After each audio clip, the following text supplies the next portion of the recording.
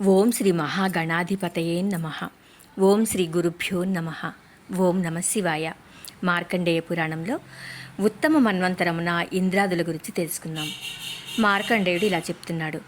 ఉత్తమ మన్వంతరమందు సుధర్ములు, సత్యులు, శివులు, ప్రతర్ధనులు, వశవర్తులు అనువారు దేవతలు 100 క్రతువులు చేసినను శాంతి అనువాడు ఇంద్రుడు. సుశాంతి మిగుల ధర్మబుద్ధి కలవాడు. సుశాంతి దేవ పాఠ్యాంతో న సుశాంతిం ప్రయచ్చతు సహిత శివ సత్యాద్యైస్త దైవవశవర్తిభి అను శ్లోకమును జపించుచున్న ప్రజలకు కలిగెడు సకల అనర్థములు అరిష్టములు నశించి సుఖమును పొందుచుండెడివారు. ఉత్తమునకు అజప్ర, పరిధి, వ్యాధులను 7 పుత్రులు కలిగిరి. వారు తపోమహిమ చేతను సుగుణముల చేతను సప్త ఋషులుగా నుండిరి. భూమండలమును పరిపాలించి మహాఖ్యాతిని పొందిరి. ఇక తామసమనువు పరిపాలనం. అయ్యా క్రోష్టికి 4వదగు తామస మన్వంతరము చెప్తున్నాను వినుము. పూర్వము సురాష్ట్రుండను రాజు కలడు. అతడు అనేక యజ్ఞ యాగాదులను చేసి యుద్ధములందు మహాసూరుడని ప్రఖ్యాతిని పొందియుండెను. అతని అమాత్యుడు నరసింహశర్మ అని పేరు గలవాడై రాజభక్తి కలవాడై రాజునకు సకల విధముల కుడిభుజము వలె సహాయము చేయుచు తృప్తిని చెందక సూర్యుని ఆరాధించి తపంబు చేయగా సూర్యుడు ప్రత్యక్షమై వరమును కోరుకోవలసినది అని చెప్పెను. మంత్రి సంతోషించి సూర్యుని అనేక విధములుగా స్తోత్రములను చేసి, మహాత్మా, మా రాజునకు అమిత ఆయువుని ఇవ్వవలసినది అని కోరెను. సూర్యుడు ఆ వరమును ఇచ్చి అదృశ్యుడైను. మంత్రి రాజు వద్దకు వచ్చి జరిగిన సంగతి తెలిపెను. ఆ రాజు మంత్రి వలన వరమును తెలుసుకొని ధర్మయుక్తముగా ప్రజాపాలనము చేయుచుండెను. ఆ రాజునకు అమిత ఆయువు కలిగి భార్యలకు లేకపోవట చేత ఆ రాజునకు అనేక వందల మంది కళత్రములు గతించిపోయినవి. అందువలన రాజునకు రాజ్యమునందు విరక్తి కలిగి రాజ్యమును మంత్రి సత్తమునకు అప్పగించి అడవికి పోయి గ్రీష్మకాలమునందు పంచాగ్నియందును, వర్షాకాలమునందు వెల్లడి ప్రదేశమునందును, శీతాకాలమునందు కంఠగత జలమునందును నిలుచుండి తపంబు చేయుచుండెను. ఆ ప్రకారము తపము చేయుచుండగా కొంతకాలమునకు వర్షాకాలము వచ్చెను. ఆకాశము మేఘావృతమై జంఝావిలముతో కూడుకొని వర్షము కురియతొడగెను. అందువలన భూమి అంతయు జలమయమయ్యి ప్రవహింపతొడగెను. ఆ జల ప్రవాహము వలన రాజు కొట్టుకొని పోచుండెను. ఆ విధముగా జలప్రవాహమును కొట్టుకొని పోవు రాజునకు ఒడ్డునకు చేరుటకు ఆధారము ఏమీయూ లేకపోచుండగా ఆ ప్రవాహమునందు ఈదుకొని పోవుచున్న లేడి ఆధారముగా రాజు చేతికి దొరికెను. రాజు ఆ లేడి సహాయమున సమీపమునందు గల అడవికి చేరుకొని ఆ లేడిని తన చేతితో దువ్వుచు ఆ ఆడలేడి అని తెలిసియుండియు దాని యందు మోహము కలవాడై, ఓ మృగరాజమా, నా మనము నీ యందు మోహమును కలగచేయుటకు కారణము తెలియటలేదు అని పలికెను. ఆ మాటలకు రాజును చూసి లేడి పలుకుచున్నది, ఓ రాజా, నేను దృఢధనుడను రాజు కుమార్తెను. నీ గతించిన అనేక మంది భార్యలలోనూ నేను మొదటి భార్యను. నా పేరు ఉత్పలమాలాయందురని చెప్పెను. అంతట రాజు, ఓ తరుణి, నీకు ఈ మృగజన్మ వచ్చుటకు కారణమేమిటి అని అడిగాను. రాజా, నేను ఆ దృఢధన్వుని వంశమునందు పుట్టి పూర్వజన్మ జ్ఞానము కలదాననై చెలికత్తెలతో వనమునందు తిరుగుచుండగా ఒక మునికుమారుడు వచ్చి, ఓ రాజకన్యక, నన్ను వివాహమాడమని కోరెను. అందులకు నేను, మునిపుత్ర, నేను రాజకుమార్తెను, నీవు మునిపుత్రుడవు. కావున నీ వంశమునందు జన్మించిన బ్రాహ్మణ కన్యను వివాహమాడి సుఖింపుమని పలికితిని. ఆ మాటలు మునిపుత్రుడు విని కోపము కలిగి, నీవు ఆడలేడివై తిరిగిదవు కాక అని శాపవాక్యములను పలికెను. ఆ మాటలకు మేము భయం చెంది, ఓ మునిపుత్ర, మా అజ్ఞానమును క్షమించి శాప విముక్తిని చెప్పవలసిందని ప్రార్థించితిమి. ఆ మాటలకు మునిపుత్రుడికి దయ కలిగి, ఓ రాజకన్యకామణి, నీవు మృగమై తిరుగుచుండగా అవాంతర ప్రళయమున నీవు నీటి ప్రవాహమునందు కొట్టుకొని పోచుండగా నీకు పూర్వజన్మమునందు భర్త అయిన సురాష్ట్రుండన ఆ ప్రవాహమునందే కొట్టుకొని వచ్చును. నిన్ను ఆధారముగా పట్టుకొని ఈదుచు ఇరువురు గట్టునకు చేరుదురు. ఆ సమయమున నీకు పూర్వస్మృతి కలిగి రాజు యందు నీకును నీ యందు రాజునకును మోహములు కలుగును. అప్పుడు రాజు నీ కంఠమును కౌగులించుకొనినా నీవు మానవ రూపమును పొంది ఆ రాజును వివాహమాడి సర్వసుఖములను పొందుదువు. కొంతకాలమునకు నీ గర్భమున తామసుండను మను జన్మించునని చెప్పెను. కావున రాజా, నీవు నా కంఠమును కౌగిలించుకొనుమని పలికెను.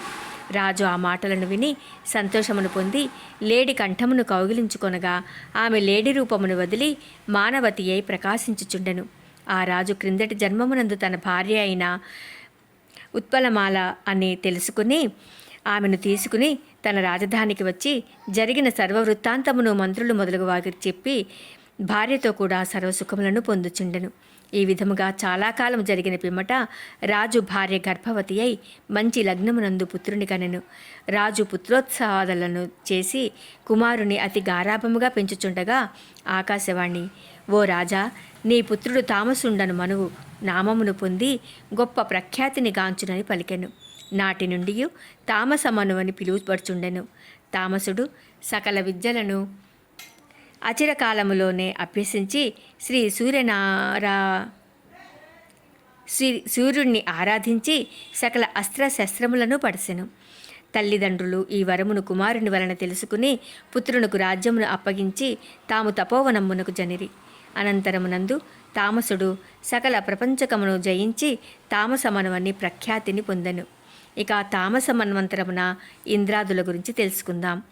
తామస మన్వంతరమునందు రాసాహులు, హరులు, సత్యులు, స్వరూప హృదయులు అనువారు దేవతలు 100 యజ్ఞములను చేసిన శివచక్రవర్తి, ఇంద్రుడు, జ్యోతిర్ధాముడు, పృథుడు, కావ్యుడు, చైత్రుడు, అగ్ని, వనకుడు, శీవరుడు అనువారు సప్త ఋషులు నర, ఖ్యాంతి, శాంతి, భయ, జాను, జంఘాదులు మనుపుత్రులుగా ప్రసిద్ధిని పొందిరి అని చెప్పాను.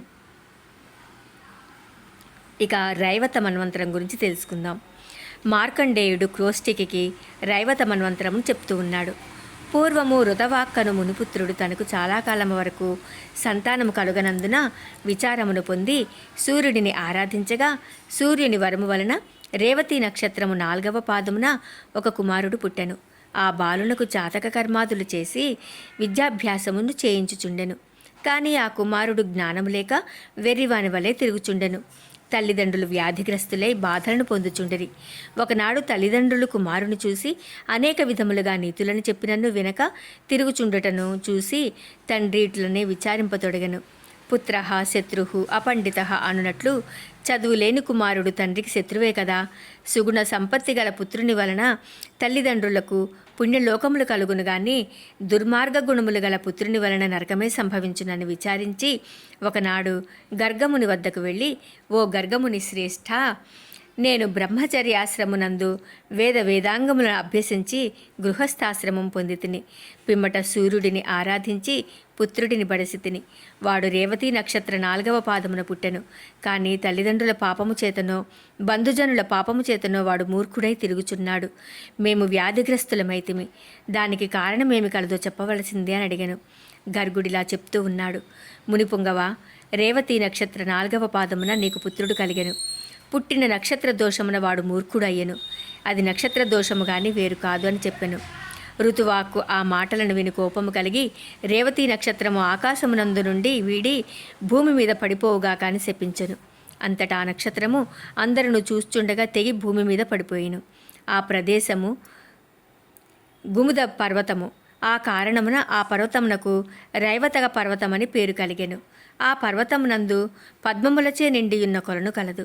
ఆ కొలను యందు గల పద్మములలో ఒక పద్మమునందు రేవతి నక్షత్రము కన్యకాయి పుట్టెను. ఆ కన్యను ప్రముచుడను ముని చూసి తన ఆశ్రమమునకు తీసుకుని వచ్చి పెంచుచుండెను. ఆమె పేరు రేవతి అని పేరు పెట్టి పిలుచుచుండెను. ఇలా ఉండగా కన్యకకు వివాహయోగ్య కాలము రాగా పిల్లకు తగిన వరుడు ఎచ్చట కలడని విచారించి అగ్నిని ప్రార్థించెను. అగ్నిదేవుడు, దుద్ధముడను రాజు నీ ఆశ్రమమునకు వచ్చి నీ రేవతి కన్యను వివాహం ఆడునని చెప్పెను. ఇలా ఉండగా కొంతకాలమునకు ప్రియంవద వంశ సంభూతుడైన దుద్ధముడను రాజు ప్రముచునాశ్రమమునకు వచ్చి అచ్చట ఉన్న కన్యను చూసి నీ తండ్రికి నమస్కరించుటకు వచ్చి తిని నేను దుద్ధముడను రాజునని చెప్పెను. ఆ మాటలకు అగ్నిశాల యందున్న ప్రముచముని విని బయటకు వచ్చి, ప్రియంవద వంశోద్భవ, నిన్ను చూసి చాలా కాలము అయినది. నీవు నాకు అల్లుడవు అని చెప్పి రాజునకు అర్ఘ్యముని ఇచ్చెను. అర్ఘ్యమును పుచ్చుకుని రాజు, అయ్యా ప్రముచముని, నేను నీకు ఎటులా అల్లుడనైతిని అని అడిగను. ఆ మాటలకు ప్రముచముని ఇలా చెబుతూ ఉన్నాడు. అయ్యా రాజోత్తమ, త్రిలోక సౌందర్యము గల రేవతీ కన్యను నీకు భార్యగా వివాహం చేయదలిచితినని చెప్పెను. ఆ మాటలు విని రాజు, మునివర్య, సుభద్ర, శాంతతనయ, కావేరి తనయ, సురాష్ట్రజ, సుజాత, కదంబ, వరుధిని, విరుధిని, విపాట, నందిని అను 10 మంది నాకు భార్యలు గలరు. రేవతి అని కన్యను నేను చూసి ఎరగను అని చెప్పాను. రాజా, నీవు నా ఆశ్రమమునకు వచ్చి ప్రశ్నించిన కన్యకయే రేవతి. ఆ రేవతిని నీకు ఇచ్చి వివాహం చేయవలసినది అని అగ్నిదేవుడు చెప్పి ఉన్నాడని చెప్పాను. ఆ మాటలను రేవతి కన్యక విని, తండ్రి, నన్ను ఈ రాజునికి ఇచ్చి వివాహం చేయునడలా రేవతి నక్షత్రమునందే వివాహం చేయవలసినది అని చెప్పెను. మునిపుంగవుడు కన్యావరుల కోరిక ప్రకారము రేవతి నక్షత్రమును తన తపోమహిమ చేత ఆకాశ మార్గమున నిలిపి రేవతి నక్షత్రమునందు మంచి లగ్నమున రేవతి దుద్ధమ వధూవరులకు వివాహం చేసి అల్లుని చూసి, ఓ జామాత, నీకు కావలసిన వరమును కోరుకొనుము అని చెప్పెను. ఆ మాటలకు రాజు సంతోషమును పొంది, మునిచంద్రమా, నేను స్వయంభూ మనువు యొక్క వంశమునందు పుట్టితిని. కావున ఈ మన్వంతరమున అధిపతి కాగల పుత్రుడు ఈ రేవతి యందు పుట్టునట్లా ఆశీర్వదించవలసినది అని కోరెను. ఓం నమః శివాయ.